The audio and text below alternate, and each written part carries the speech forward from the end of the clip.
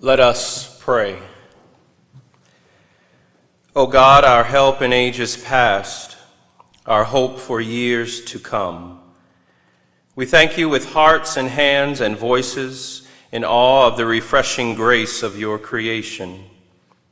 You have done wondrous things, and it is marvelous in our eyes. You, holy God, are our refuge and strength, a very present help in times of trouble. And we have heard the still small voice of your assurance echoing down the acoustical corridors of past and present history. As we remember the past, we remember by name the founders of this university, they, the great cloud of witnesses who have formed such a generous bridge that has led to the blessings of today. Brantley York, Braxton Craven, and those who laid the foundations for Trinity College. John Franklin Crowell, Washington Duke, Julian Carr, and those who brought the college to Durham. Benjamin Duke, John Bassett, and those who made Trinity College the pride of the South. James B. Duke, William Preston Few, and those who transformed the college into Duke University.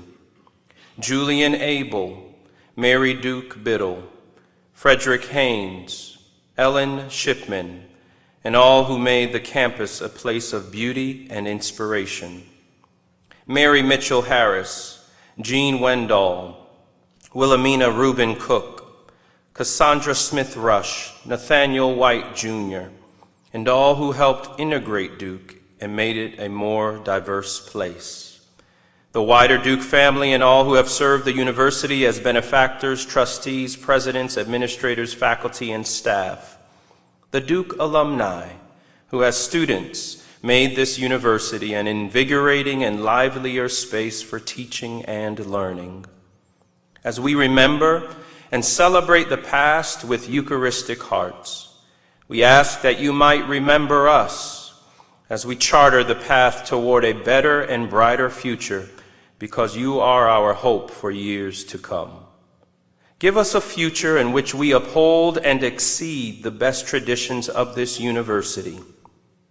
But most of all, lead us to create a more just world of love, peace, and joy, that we may reflect the earthly glory of your beloved community.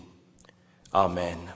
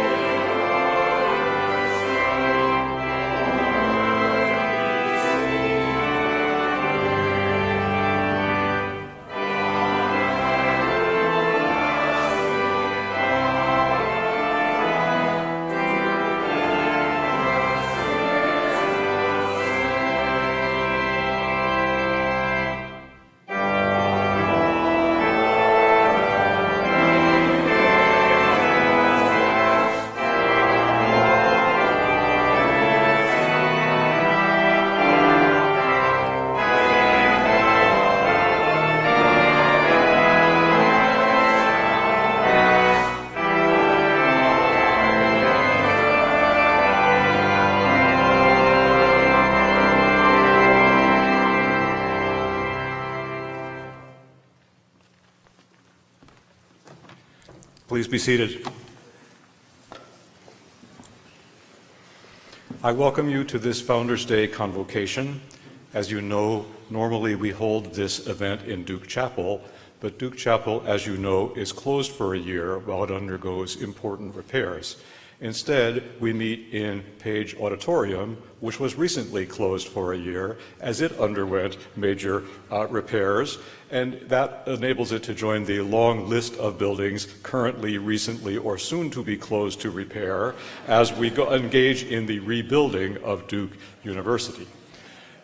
I hope that when you see the scaffold here and construction equipment, it will remind you that this is a school that still is being created, but that has a long history of its founding.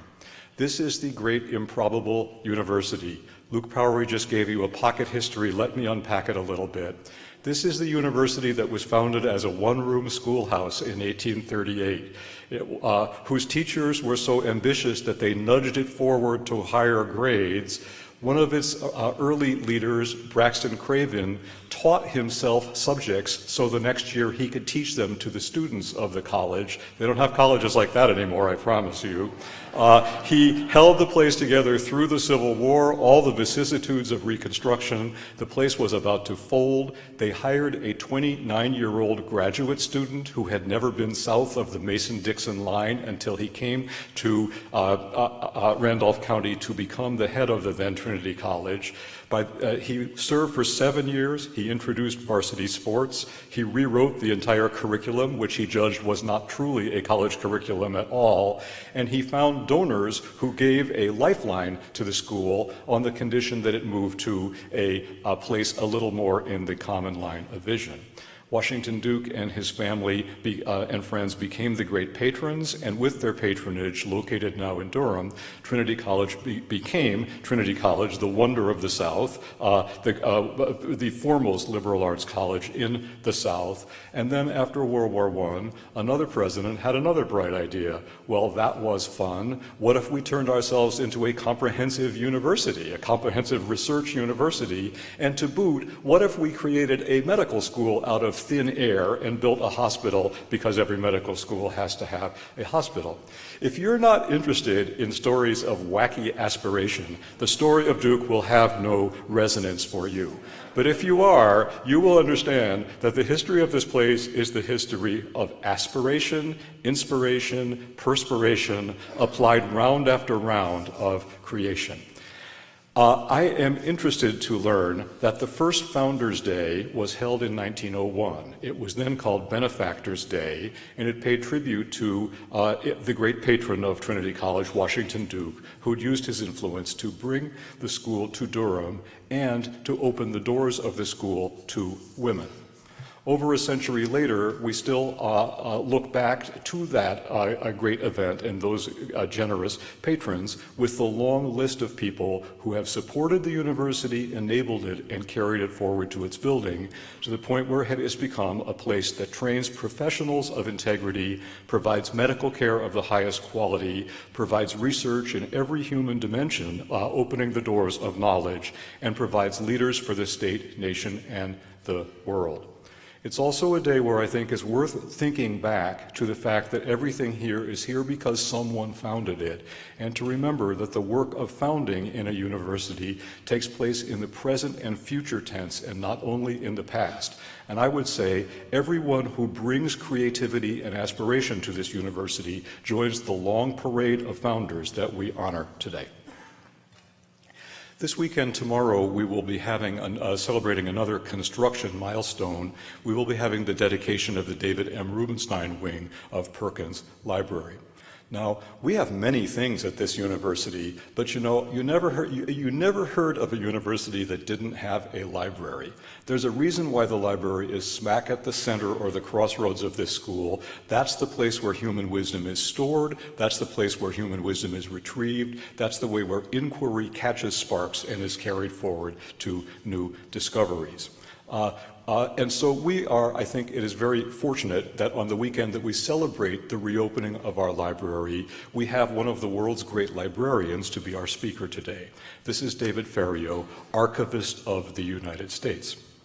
Now, if you are the President of the United States, everyone knows from watching movies, you are called POTUS, President of the United States, and everyone knows that Secret Service men call the First Lady of the United States FLOTUS, First Lady of the United States. But I think it is truly astonishing and enviable that a humanist could have one of these titles too, and could be known as he is as AOTUS, the Archivist of the United States. What does it mean to be the Archivist of the United States? Where's the Archivist of Great Britain or France? This is a country that's founded on printed documents. It's founded on the Declaration of Independence. Back behind that, founded on the idea of the Magna Carta, coming forward the Constitution, coming forward the Emancipation Proclamation. And so there's a reason why on the Mall in Washington there is a building for the archives to house the enabling documents of this country. That facility now has a magnificent further display in its basement that traces the continuing evolution of freedoms in this country from the days of the Revolution onward through our own times and on to the future. So that's an inspiring historical feature of the archive, but the archive is also just that, an archive. It saves records. You know how many records they have now? 10 billion records are in the care of the AOTUS, the Archivist of the United States. I have said to you, David, you are the national hoarder of this university. But part of what makes David Ferriero such an impressive person is he knows how to manage these things so people can find them. He knows how to store them so they don't get destroyed. But if you were to speak to David Ferriero, you would feel that he loves each individual item that's saved in the archives and is waiting for just the occasion when it would be significant for someone to bring it out. I was told, David, that one of your favorite archive items is the copy of the actual check for $7.2 million with which the United States purchased Alaska from Russia in the years right after the Civil War. Wouldn't you like to know what bank you could have cashed it at, for instance, or in the days before ATMs and wire transfers and all that? And I just would personally testify, I am one, I'm sure, of a million visitors who've gone to the archives who, when I went to your office, found that you'd created a little personal exhibit just because you knew I would care. When I went, my field is American literature. David had pulled out many handwritten letters by Walt Whitman, who was a government bureaucrat when not being the greatest poet this nation has ever seen. For his caretaker's zeal, for his protection of our heritage, all this came from somewhere. He's the AOTUS now. Before that, he was the head of the public library in New York City. But you know where he really got his real break, I would say? It was at Duke University. He was where else? He was the Duke University librarian and vice provost for library affairs for 8 years. He had the ungraciousness to depart the very week I arrived.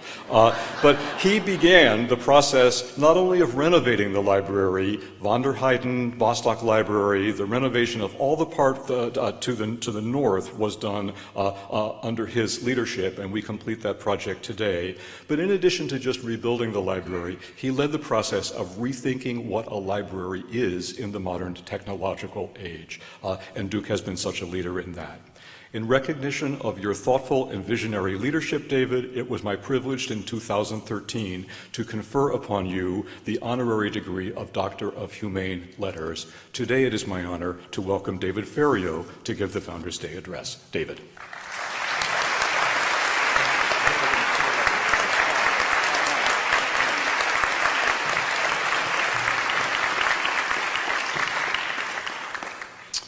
It is truly a humbling experience to be asked to speak at Founders Day. So thanks to President Broadhead and Chairman Rubenstein for humbling me. And congratulations to today's honorees. It's a special treat to be back on campus, a campus that has been and continues to be such an important part of my life. As Dick said, this ceremony is ordinarily held in the chapel, which was a frequent destination in my time here. So just for a minute, let's pretend that we're in the chapel as I point out the David window, which would be about there. In a pew just below that window, I sat during a break in my interview for library director in the spring of 1996. It was a seat I returned to many times over my 8 years here, seeking guidance. I did report to Peter Lang, by the way. or giving thanks. And I did report to Peter Lang. So how does one prepare for a Founders Day speech? One seeks out an archivist, of course. So let me start with a special thanks to the folks in the archives here, with whom I interacted both virtually and physically, reading past speeches, annual reports, and histories. Past speeches have rightly celebrated faculty and students and supporters who have enabled the greatness that is Duke, and I celebrate them also. But it takes a village, and that's not an intended presidential candidate comment, but it does take a village, and an important group of contributors to the greatness equation deserves recognition. So let me, as a former member of that group, lead us in a celebration of the staff of the university.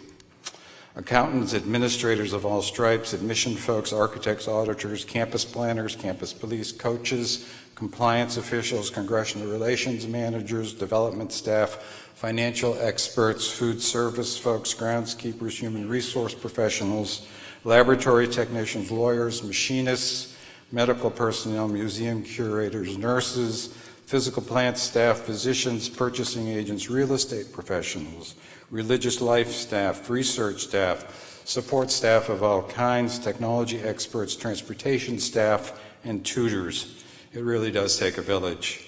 And of course, the most important staff on campus, librarians, archivists, and records managers.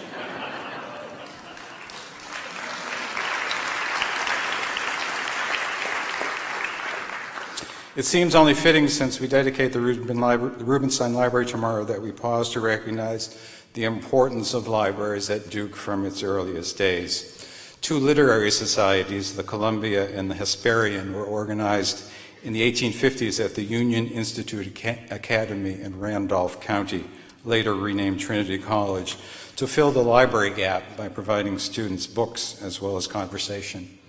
When John Franklin Crowell arrived from Yale in 1887 to assume the presidency, Trinity had 3 literary collections and a college library.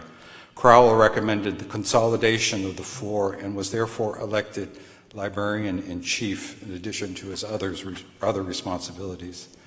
By 1891, preparing for the move to Durham, Crowell named Stephen Weeks professor of history and political science as librarian. And Weeks immediately started making the plea for a strong library for Trinity College, strong in historical materials, and suggested, quote, "We need missionaries to go from house to house for us in a search for these scattered but precious documents and papers."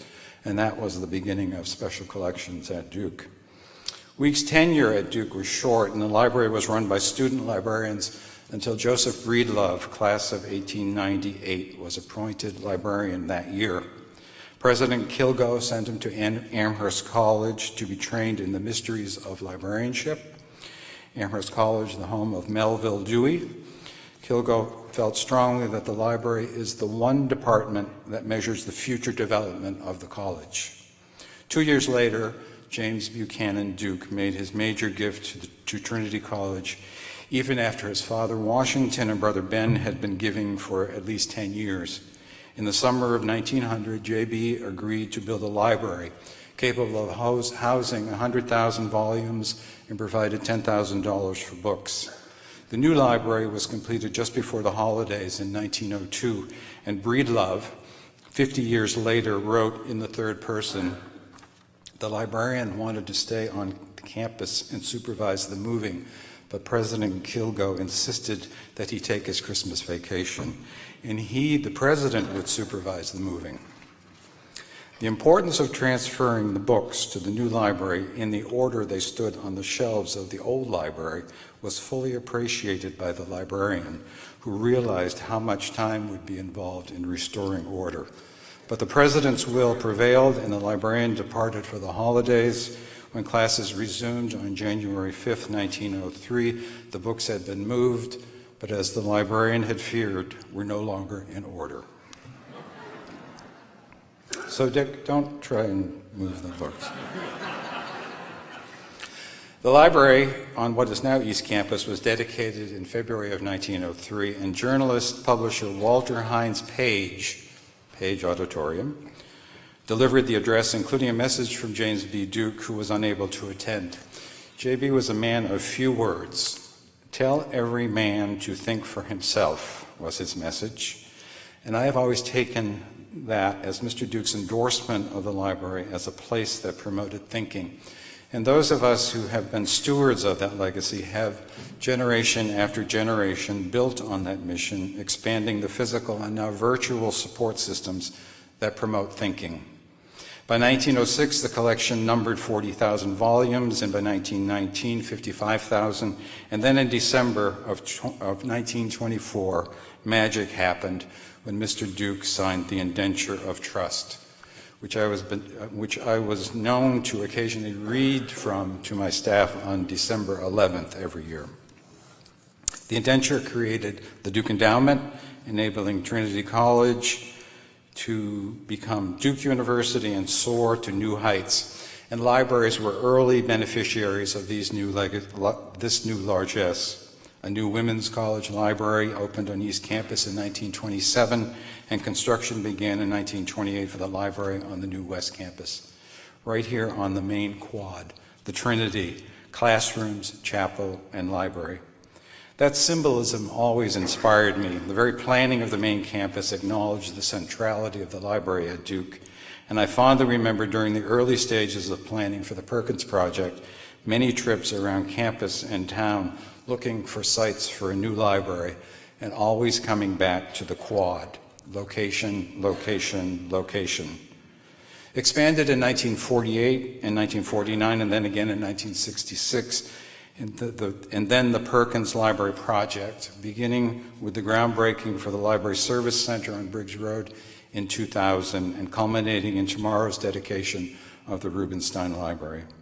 The Perkins Library Project was an enormous commitment by the university to the belief that a great university must have a great library, and at a time when many were challenging the need for a library at all in a digital world.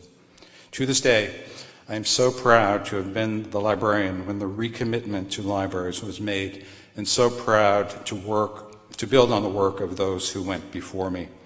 So on this Founders Day, let me express thanks to Duke on behalf of all the staff, past and present. While the primary mission of the university is teaching and research and preparing young minds to solve the problems of the world, I celebrate the role that the university plays in developing staff to assume leadership roles on campus and off, taking the expertise learned here and contributing to the solution of those same problems your graduates are tackling. As a Duke staff member, I had enormous opportunities to learn and grow and contribute, an education I celebrate every day of my life. So thank you, Duke.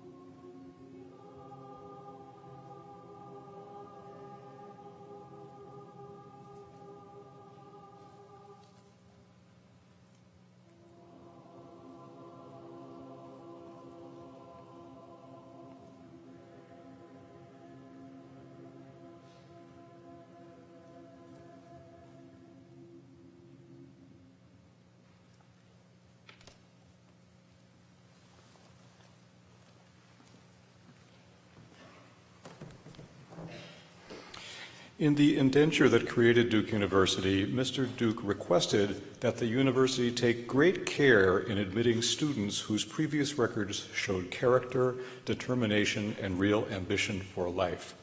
While those characteristics could describe all the students we admit to Duke, there are some whose special achievements have been recognized with special scholarships, and it is my pleasure to introduce our undergraduate scholarship recipients. As I call the name of the scholarship you hold, could I ask you to please stand and remain standing, all of you standing more and more of you, until we are finished. A list of everyone holding each scholarship is in the program. I would ask the audience to have a look and check the names. And then may I implore all of you to hold your applause until all the scholarship holders have had a chance to be recognized. The Alumni Endowed Undergraduate Scholarship for outstanding students who are children or grandchildren of Duke alumni. The Angier B. Duke Memorial Scholarship for exceptional talent and intellectual promise. The Benjamin N. Duke Scholarship for students from North and South Carolina who have demonstrated academic achievement and leadership potential. The Braxton Craven Scholarship, named for the first president of Trinity College, given to talented students from North Carolina. The Karsh International Scholarship, established by Ruth and Martha Karsh for top international students. The MasterCard Foundation Scholarship, awarded to students from sub-Saharan Africa on the basis of academic capabilities and their desire to become change agents in Africa. The Reginaldo Howard Memorial Scholarship, established in memory of Duke's first black student body president. These scholarships are given to students of African descent who exhibit academic excellence and leadership potential and community involvement. The Robertson Scholars, for students with a commitment to transformational leadership and service who participate in a joint program with UNC Chapel Hill. The Trinity Scholars, recognizing Duke's history as Trinity College in Randolph County, and the University Scholars, established to create an interdisciplinary, intergenerational community of scholars. Wow, that's a lot of you. Congratulations to all our recipients.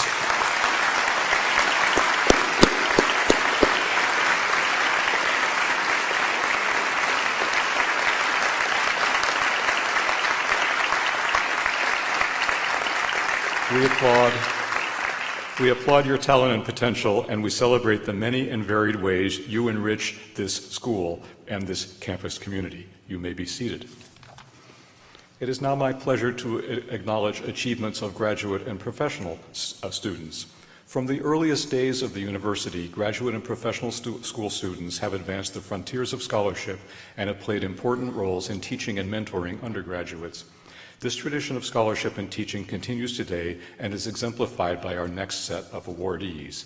Might I again ask the holders of each scholarship to rise when I call the name of your scholarship. Once again, the names are in the program, and once again, I would ask you to hold your applause until everyone has stood. The Bass Undergraduate Instructorship Fellowship, the Dean's Graduate Fellowship, the James B. Duke Fellowship, the James B. Duke International Research Travel Fellowship, the University Scholarship, the William H. Gardner Fellowship. Congratulations to all of you and to all you bring to our campus.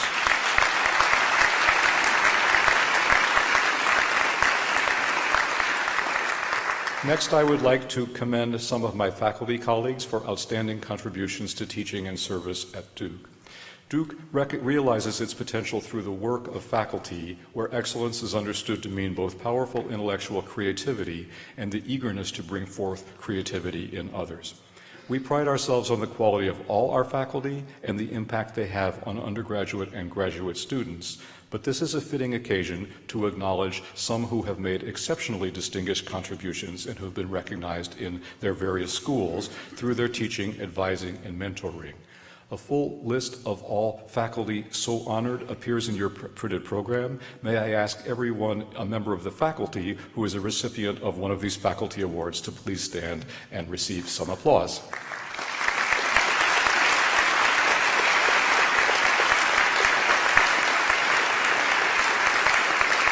Thank you very much. The over 35,000 employees who work in support of the university's mission of teaching, research, and medical care To celebrate the vital work that our employees do to sustain this community, each year we recognize employees who have performed extraordinary service for Duke. These awards are presented by the President earlier in the year.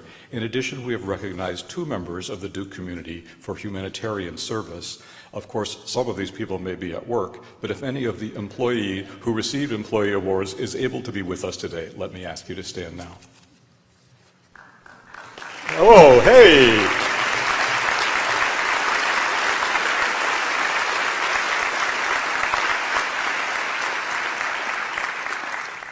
Nice. This weekend is also homecoming, a time when we welcome back Duke's alumni and celebrate their continued contributions to the life of the university. The Duke Alumni Association Awards were presented earlier today.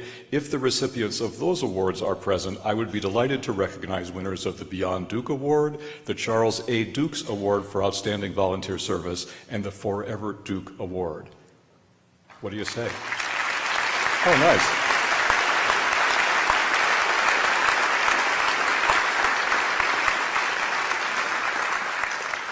My thanks and congratulations to you all, and welcome home. Now I will explain the mysterious and otherwise inexplicable presence of the people sitting on the stage with me. We have reserved honors in several categories of a special sort, and I will call on them one by one. First, I want to recognize the winner of the Alumni Distinguished Undergraduate Teaching Award. This was established by the Duke Alumni Association in 1970. Undergraduates nominate members of the faculty for outstanding teaching, and students select the winner. The recipient of this year's Aduta Award is Associate Professor of History Ed Balleisen.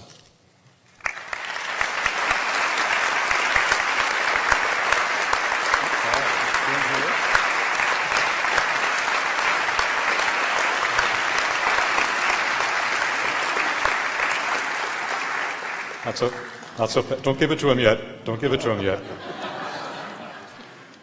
There's a line. Professor Balleisen, who holds degrees from Princeton and Yale, specializes in the evolving history of American capitalism, and he teaches courses in business history and the modern regulatory state. While his topics are current, he explains that his philosophy of teaching, quote, draws on long-standing humanistic traditions. He aims to instill in undergraduates the capacity to pose tough questions, to place human behavior in larger social contexts, and to apply a variety of disciplinary perspectives to vexing social problems. Ed Balleisen has recently been named the Vice Provost for Interdisciplinary Studies at Duke, and he has also been a leader in one of our most innovative teaching programs. He's worked in the Kenan Institute for Ethics, and he's also been a central figure and now administers the Bass Connection program. The Bass Connections program is based on the idea that in addition to the department-by-department disciplinary curriculum, we would best train students for the future by also having an interdepartmental problem-based curriculum in crucial fields that all of us will live with, issues like energy, issues like health, issues like the proliferation of information, and so on. Last summer, Ed and his colleagues led a team of students studying the comparative systems of responses to disasters that countries have, asking how best to respond to crises. I heard a presentation he gave in the middle of studying what might at first seem a rather arcane subject. That was the summer that the plane was shot down over Ukraine, flying from Amsterdam to South Asia. And so all of a sudden, the question of what is a disaster and how does a society learn the lessons of it became profoundly real to everyone in your care. This person is a veritable hog for teaching prizes. In addition to today's award, he has received the Howard D. Johnson Teaching Award in 2005, and earlier this very year, he won the Dean's Mentoring Award from the Graduate School. Now get ready, Nan. For being a leader in bringing innovation to teaching while affirming the fundamental values of liberal arts education, I am delighted to present the Alumni Distinguished Undergraduate Teaching Award to Ed Balleisen.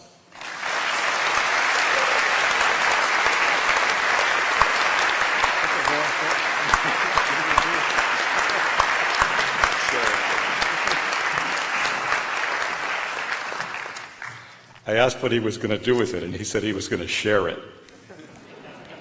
Second, Established in 1983, the Distinguished Alumni Award is the highest award given by the Duke Alumni Association. It's presented to alumni who've made significant contributions in their own fields, in service to the university, or for the betterment of humanity. This year we hit all three targets. This year's recipient is Duke cancer researcher Dr. Kimberly Blackwell.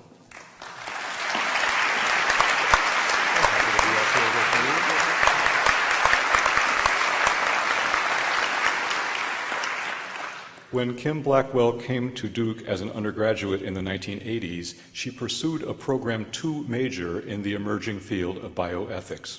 She found a mentor in a great professor emeritus of religion, Tom McCullough, through his courses and he helped her find a summer bioethics project in England. Back on campus, Professor McCullough encouraged his students to initiate a real-world project in bioethics with guidance from John Bartlett, still our beloved colleague, a doctor at Duke who was one of the first people to treat patients with HIV/AIDS. Kim Blackwell started the Undergraduate HIV Volunteer Association. This was in 1988, when there was much fear and discrimination around HIV. She recalls, to have a religion professor say, "Put it into practice," was really tremendous and shaped my whole experience going into medical school. This lesson stayed with Dr. Blackwell. After medical school, she returned to Duke for her residency and fellowship. Today, she's a professor of medicine and director of the breast cancer program at the Duke Cancer Institute. Her research into new treatments for HER2-positive tumors, a particularly aggressive form of breast cancer, is already improving outcomes for patients with fewer side effects. For her achievement, she was named, was it last year or the year before? You were named one of Time Magazine's most 100 influential people of the year. Dr. Blackwell has put her life into practice. She fulfills the promise of academic medicine by bringing the insights from her lab to her patients at Duke and to women around the world. It is with great pride that I present Dr. Kimberly Blackwell with the Distinguished Alumni Award.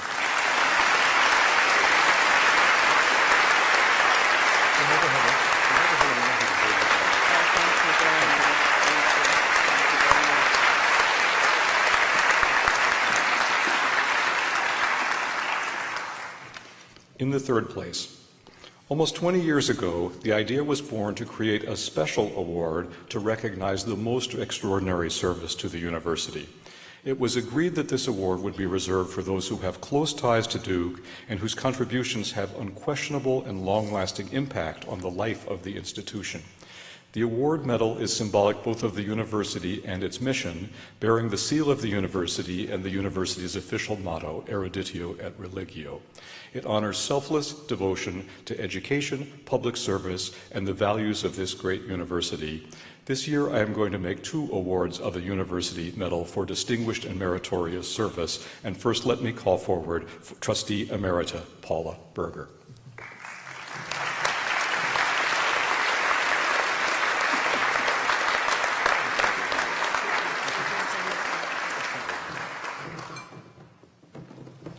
Gee, your husband and daughter are over here. Maybe you should be on that side. When Paula Phillips Burger first came to Duke as a freshman in the 1960s, who would have guessed that over the next 50 years she would come to occupy every relation possible to the university: student, alumna, member of the faculty, administrator, trustee.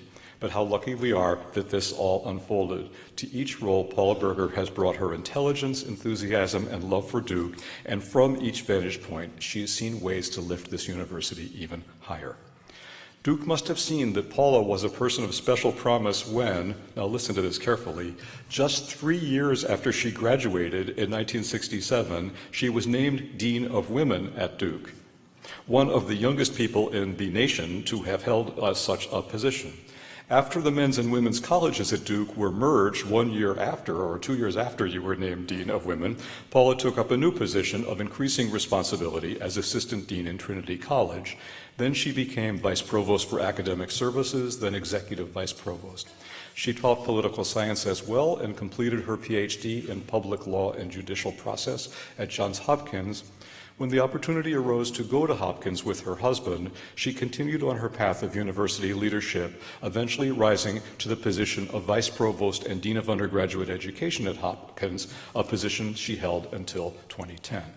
but she never let Duke out of her sights, and she has continued to serve us as an alumni volunteer and then as a trustee. And I got to tell you, she was on the search committee when I became president, so I know a thing or two about her work as a trustee, how valued she has been for guiding, for wisdom, for judgment, and for her abiding love of students. As chair of the Committee on Facilities and Environments, she oversaw every decision made about every change or initiation of every physical project on this university. And if this place looks great these days, we have Paula Burger to thank as much as anyone else. For a lifetime entwined with the life of the university, it is my honor to present the University Medal to this splendid university citizen, Paula Burger.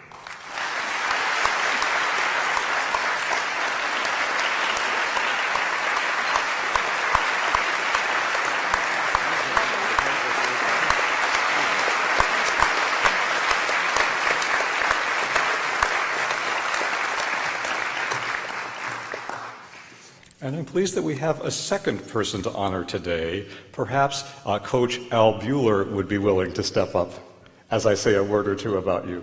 Please, Al.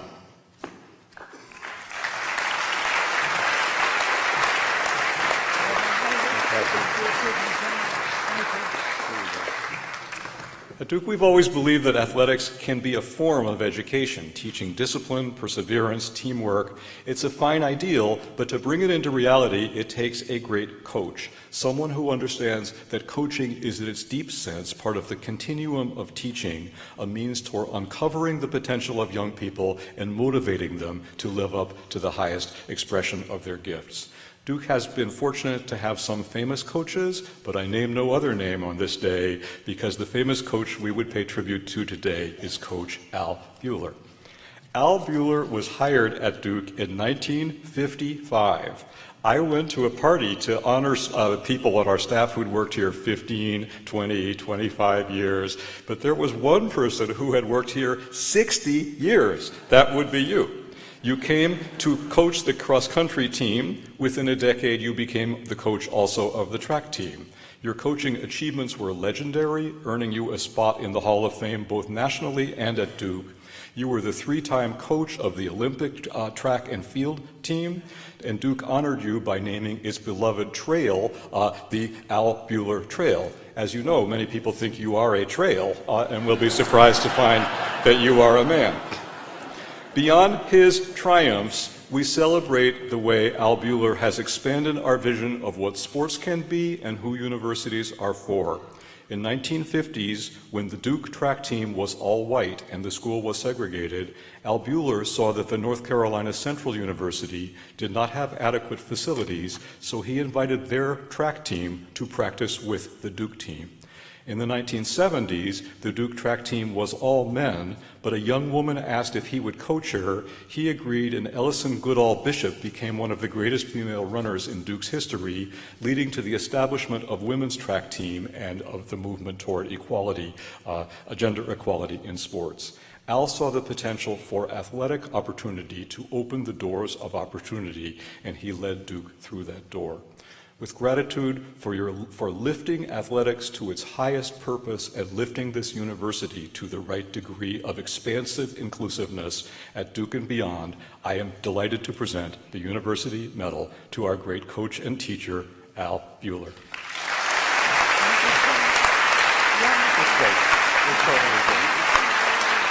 Me?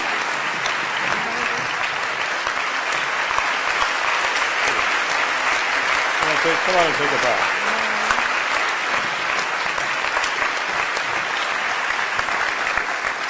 Thank you so much, President Broadhead. But what I would like to say as an old track coach, keep turning left and hurry back. And do that 4 times and you got a 4-minute mile. How's that? Thank you.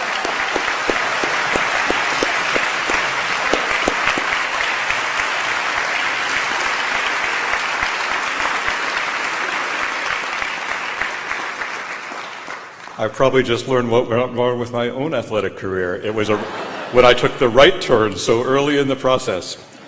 At the conclusion of this ceremony, it is my hope that you will all travel the short distance to the upper level of the Bryan Center, where we will have a rain-free celebration. And now would you please join me in standing and singing the alma mater.